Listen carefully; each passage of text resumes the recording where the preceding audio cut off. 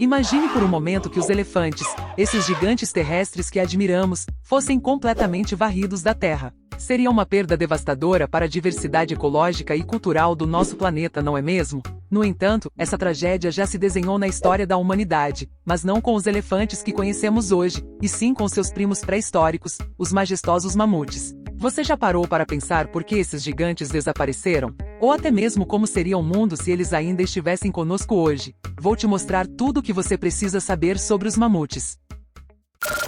Antes de mais nada, é importante esclarecer que os mamutes não eram uma única espécie biológica, mas sim divididos em várias subespécies. Quando ouvimos a palavra mamute, geralmente pensamos em criaturas peludas com presas enormes, não é mesmo? Mas você sabia que esses animais variavam muito em tamanho e aparência dependendo do seu habitat e estágio de desenvolvimento? Por exemplo, o mamute da América do Norte, com 5 metros de altura e 14 toneladas, contrastava com espécies anãs, que mal chegavam a 2 metros de altura. Enquanto algumas espécies tinham o tamanho semelhante aos elefantes modernos, os mamutes se destacavam por corpos maiores, pernas mais curtas e pelagens mais longas. Suas presas, maiores e mais curvadas, eram um traço marcante, embora suas orelhas fossem relativamente pequenas em comparação com as dos elefantes. Na verdade, as orelhas dos mamutes eram de 5 a 6 vezes menores que as dos elefantes asiáticos e 15 a 16 vezes menores que as dos elefantes africanos, estendendo-se de forma plana contra o crânio. O formato da orelha dos mamutes até se assemelhava mais ao ouvido humano. Embora a estrutura esquelética dos mamutes antigos se pareça com a dos elefantes indianos modernos, o que realmente os destacava eram suas presas enormes, que podiam medir até 4 metros de comprimento e pesar 100 quilogramas. Na verdade, as presas dos mamutes são um dos temas de pesquisa mais fascinantes e merecem ser exploradas em detalhes. Elas crescem a partir da parte frontal do crânio e se projetam para cima como ferramentas de corte. Mesmo os filhotes de mamutes possuíam versões em miniatura dessas presas, que tinham alguns centímetros de comprimento. Essas presas começavam a emergir das gengivas por volta dos 6 meses de idade e eram substituídas por presas maiores quando o mamute completava 1 ano. Durante os primeiros 6 a 7 anos de vida, as presas de um jovem mamute cresciam rapidamente, assim como o resto do seu corpo. Por exemplo, quando os machos atingiam 10 anos, suas presas já podiam medir entre 1 e 1,5 metros, chegando a 2,1 metros. Em machos mais velhos, entre 60 e 65 anos, as presas podiam alcançar de 3,3 a 4 metros. Os cientistas podem aprender muito sobre a vida de um mamute adulto observando o tamanho e os anéis das suas presas. Assim como as árvores, as presas dos mamutes têm anéis que indicam a idade do animal. Dependendo do tamanho das presas, os pesquisadores também podem determinar quantos filhotes uma fêmea poderia ter tido. Curiosamente, as presas dos mamutes geralmente se curvavam para cima e para os lados, com a presa esquerda geralmente se curvando para a direita e a direita para a esquerda. Os mamutes usavam suas presas principalmente para autodefesa ou para buscar alimento, como confirmado por exames em amostras reais de presas, onde foram encontradas rachaduras, desgastes e sinais de uso. Em relação à fixação das presas ao crânio, os mamutes eram muito semelhantes aos elefantes modernos. Suas narinas estavam localizadas acima da testa, aproximadamente ao nível dos olhos, e a estrutura do crânio se assemelhava à de uma baleia. O cérebro estava alojado abaixo dos seios frontais, proporcionando uma ampla área para a fixação segura das presas. Ao longo dos anos, os cientistas têm feito descobertas fascinantes ao encontrar presas de mamutes em diversas partes do mundo. Essas presas, que passaram muito tempo enterradas, desenvolveram anéis em uma variedade de tonalidades, desde matizes de marrom claro até tons vibrantes de azul esmeralda, roxo e até mesmo preto. No entanto, surge a questão: será que realmente compreendemos completamente a aparência dessas majestosas criaturas pré-históricas? Desde a infância, somos familiarizados com representações artísticas de mamutes, mas será que essas imagens capturam fielmente a sua essência?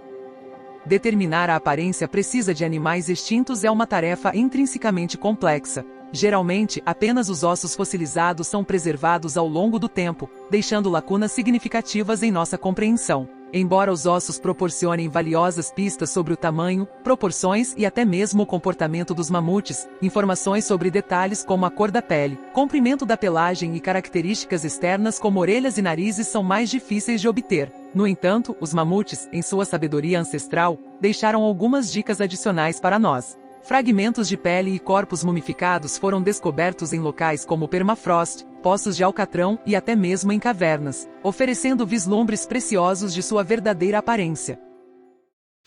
É inegável que os mamutes possuíam características impressionantes. Suas pernas enormes, robustas como colunas, e os pés redondos eram adaptados para enfrentar os desafios de seu ambiente. O diâmetro dos pés de mamute variava entre 45 e 50 centímetros, com cada pé equipado com 3 a 4 cascos, cada um medindo entre 7 e 9 centímetros de comprimento e 3 a 4 centímetros de altura. Além disso, assim como os elefantes modernos, os mamutes possuíam pés revestidos com almofadas de tecido conjuntivo, que se expandiam conforme o peso do animal, facilitando a locomoção em terrenos úmidos e irregulares.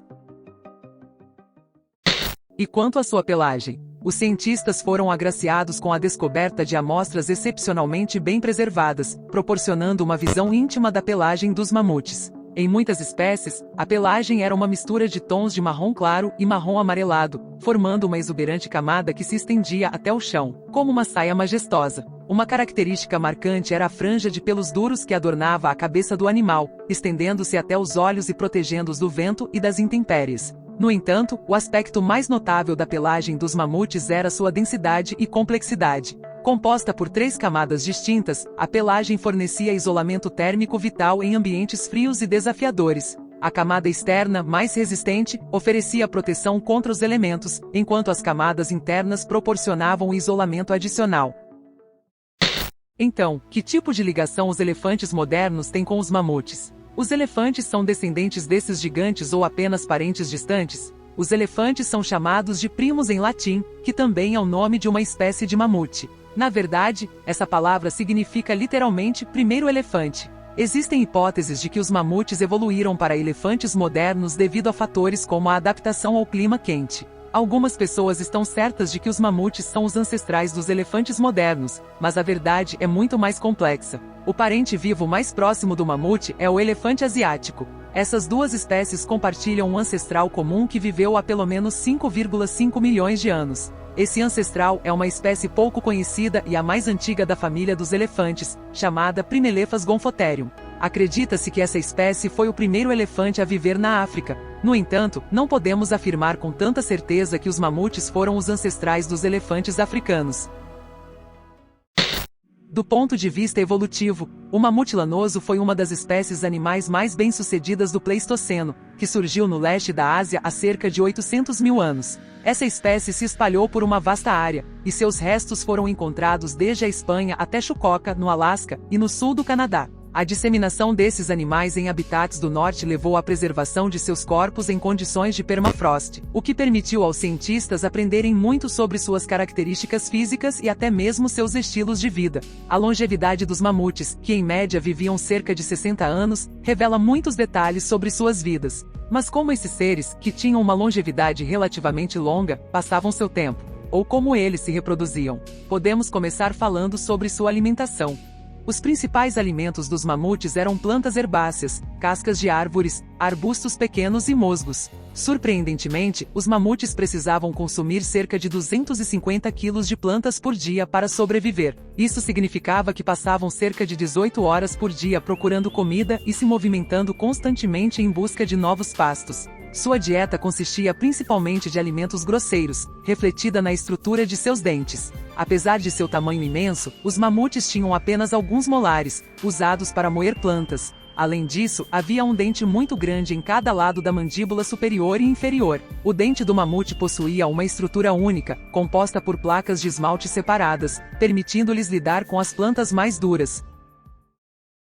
A natureza herbívora dos mamutes desempenhava um papel crucial em sua vida social. Vivendo em rebanhos, eles exemplificavam uma adaptação evolutiva, ajudando os herbívoros a se protegerem dos predadores e a resolverem desafios alimentares de forma coletiva. Com base em evidências fósseis diversas, os cientistas concluíram que esses rebanhos eram tipicamente liderados por uma fêmea idosa. Os machos, por sua vez, formavam subgrupos para auxiliar na proteção do rebanho e muitas vezes mantinham uma existência separada, ainda que sob a liderança da fêmea principal. Cada um desses subgrupos era liderado por um macho dominante. Além disso, existia um forte senso de parentesco no rebanho. As fêmeas adultas, altamente respeitadas pelos outros membros, frequentemente cuidavam dos filhotes de outras fêmeas. Se pequenos grupos se separassem, eles buscavam comida individualmente, antes de se reunirem novamente para formar um rebanho maior, compartilhando os recursos coletados ao longo do caminho.